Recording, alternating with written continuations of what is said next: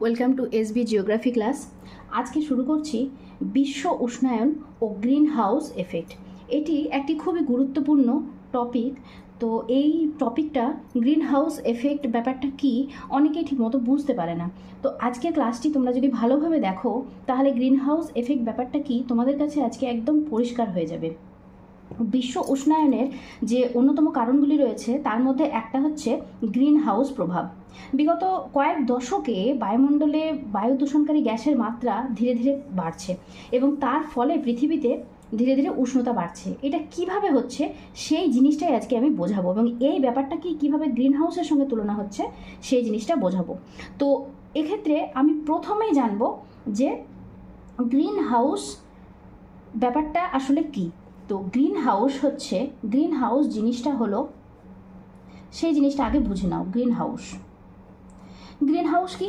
Green house হচ্ছে শীতের দেশে বিভিন্ন ধরনের ফসল, শাকসবজি এই সমস্ত চাষ করার জন্য একটা ঘর বানানো হয়। তোমরা হয়তো দেখে থাকবে অনেকেই, হ্যাঁ, কাঁচের এক ধরনের ঘর বানানো হয় বা প্লাস্টিকের ঘর বানানো হয়, যে ঘরটা আমরা দেখতে পাই ট্রান্সপারেন্ট, অর্থাৎ বাইরে থেকে ভেতরে ফুল শাকসবজি বিভিন্ন রকম চাষ করা হচ্ছে সেটা দেখা যায়। এটাকে বলা হয়, এটা কাঁচের ঘর, এইটাকে বলা হয় গ্রিন হাউস। এখানে কি করা হয় না, এখানে সূর্য থেকে যে রশ্মিটা আসে, আমরা সবাই জানি সূর্য থেকে রশ্মি আসে কিভাবে, ক্ষুদ্র তরঙ্গে। তো এই ক্ষুদ্র তরঙ্গের রশ্মি এখানে ভেতরে প্রবেশ করতে পারে, ভেতরে প্রবেশ করে যেতে পারে। ফলে এই গ্রিন হাউসের ভেতরটা কি হয়, এই গ্রিন হাউসের ভেতরটা গরম হয়ে যায়।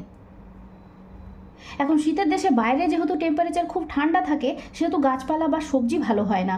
এখন এই ধরনের একটা ঘর তৈরি করে ভেতরে টেম্পারেচারটাকে একটু বাড়ানো হয়, তার ফলে বিভিন্ন রকমের ফুল বা শাকসবজির চাষ ভালো হয়।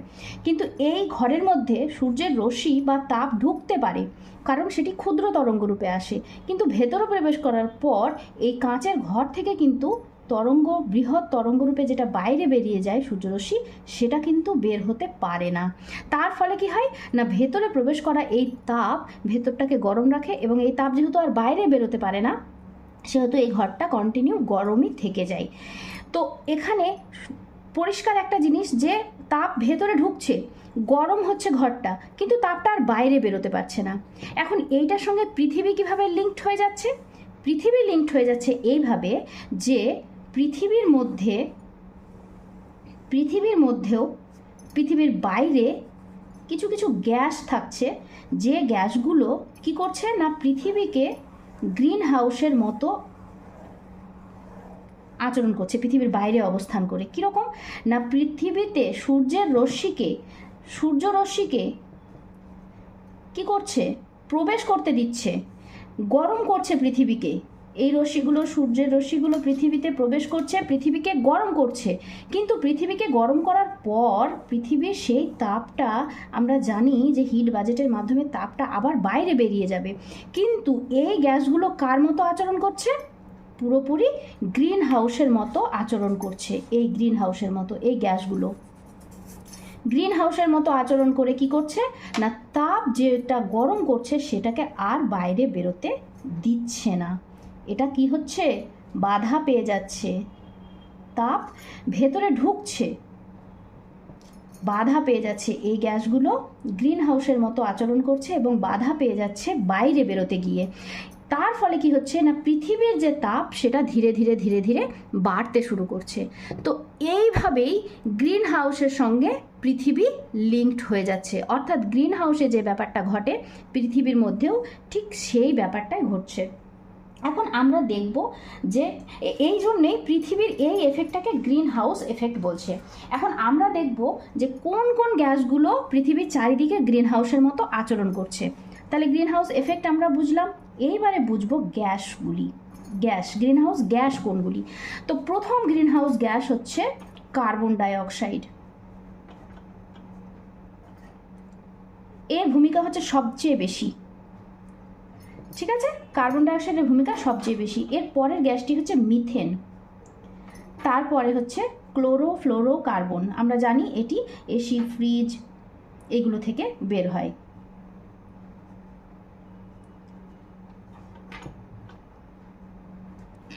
সিএফসি এর নাম। এছাড়াও রয়েছে নাইট্রাস অক্সাইড,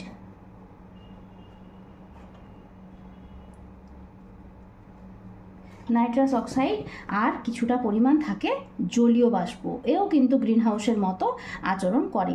তাহলে এই যে গ্যাসগুলো, এই গ্যাসগুলো কি করছে না, এই গ্যাসগুলো পৃথিবীর বাইরে যে আবরণটা সৃষ্টি করছে, সেই আবরণটা পৃথিবীর ভেতরের তাপকে পৃথিবীর বাইরে বেরোতে দিচ্ছে না, পরিষ্কার কথা, যার ফলে পৃথিবীর তাপ ধীরে ধীরে বাড়তে থাকছে।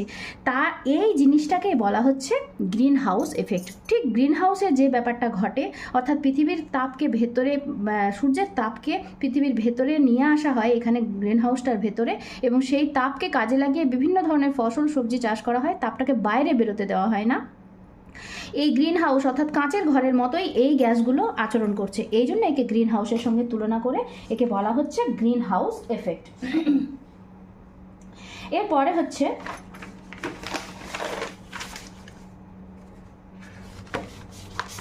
গ্রিন হাউস এফেক্টের প্রভাব। তাহলে প্রভাব কি? গ্রিন হাউস এফেক্টের প্রধান প্রভাব হচ্ছে, যেহেতু পৃথিবীর তাপমাত্রা, আমি আগেই বললাম যে পৃথিবীর তাপমাত্রা যেহেতু ধীরে ধীরে বাড়তে শুরু করছে, তার ফলে পৃথিবীর তাপমাত্রা যেহেতু ধীরে ধীরে বাড়তে শুরু করছে, তখন যখন পৃথিবীর তাপমাত্রা বাড়তে শুরু করবে, তখন এই অঞ্চলগুলোতে যে বরফ জমে আছে, এই মেরু অঞ্চল দুটিতে যে বরফ জমে আছে, তাহলে প্রথমে যে এফেক্টটি দেখা দেবে সেটি হচ্ছে মেরু অঞ্চল ও পার্বত্য অঞ্চলের, মেরু ও পার্বত্য অঞ্চলের বরফ গলন। এটি হচ্ছে প্রধান এফেক্ট দেখা দিবে। মেরু এবং পার্বত্য অঞ্চলের কি হবে না, বরফটি গলতে শুরু করবে। এটা হচ্ছে প্রথম পয়েন্ট, মেরু এবং পার্বত্য অঞ্চলের বরফ গলে যাবে। 2 নাম্বার হচ্ছে সমুদ্র জলতল, সমুদ্রতল বৃদ্ধি পাবে। মেরু অঞ্চল এবং পার্বত্য অঞ্চলের বরফ যখন গলে যাবে, তখন স্বাভাবিকভাবে যে সমুদ্রতল সেটা অনেকটাই ওপরের দিকে উঠতে শুরু করবে, অর্থাৎ সমুদ্রের জলতল বৃদ্ধি পাবে। 3 নাম্বার হচ্ছে যে অধঃক্ষেপণের প্রকৃতির পরিবর্তন হয়ে যাবে, অর্থাৎ বৃষ্টিপাত, তুষারপাত, অধঃক্ষেপণের পরিবর্তন হয়ে যাবে। বৃষ্টিপাত, তুষারপাত, শিলাবৃষ্টি, হ্যাঁ, এই ধরনের যে জিনিসগুলো চলে, সামগ্রিকভাবে এর বন্টনেও কিন্তু চেঞ্জ চলে আসবে। তারপরে 4 নাম্বার হচ্ছে শস্য উৎপাদন পরিবর্তিত হবে, শস্য উৎপাদনেও তার এফেক্ট দেখা যাবে। তোমরা এগুলো বিভিন্ন বইয়ে বিভিন্ন রকমভাবে দেওয়া আছে, তোমরা সেখান থেকে এই প্রভাবগুলো সম্পর্কে আরও ডিটেলসে জানতে পারবে। তোমাদেরকে যে প্রধান যে বিষয়টি জানতে হবে সেটা হচ্ছে গ্রিন হাউস ব্যাপারটা কি। আশা করি তোমরা গ্রিন হাউস ব্যাপারটা কি সেটা আগের পেজে আমি বোঝালাম, সেটা বুঝতে পেরেছো। এছাড়াও 5 নাম্বার পয়েন্ট আছে, সেটা হচ্ছে এল নিনো, এল নিনো ও লা নিনো, লা নিনো প্রভাব দেখা যাবে। এল নিনো ও লা নিনোর প্রভাব দেখা যাবে। তাহলে এইগুলো হচ্ছে কি না, গ্রিন হাউস এফেক্টের বিভিন্ন ধরনের প্রভাব। এবং প্রধান গ্রিন হাউস যে গ্যাসগুলো, এই গ্যাসগুলো তোমরা খুব ভালোভাবে মনে রাখবে। প্রধান ভূমিকা গ্রিন হাউসে কিন্তু কার্বন ডাইঅক্সাইডের। এটা অনেক সময় শর্ট কোশ্চেনে প্রশ্ন আসে যে গ্রিন হাউস গ্যাসগুলির মধ্যে প্রধান কোনটি, তো সেটা হচ্ছে কার্বন ডাইঅক্সাইড হচ্ছে প্রধান। এর ভূমিকা হচ্ছে প্রায় 49%। ঠিক আছে, তো এটা আশা করি তোমরা বুঝতে পেরেছো যে গ্রিন হাউস এফেক্ট কী এবং পৃথিবীর সঙ্গে এটা কিভাবে জড়িত।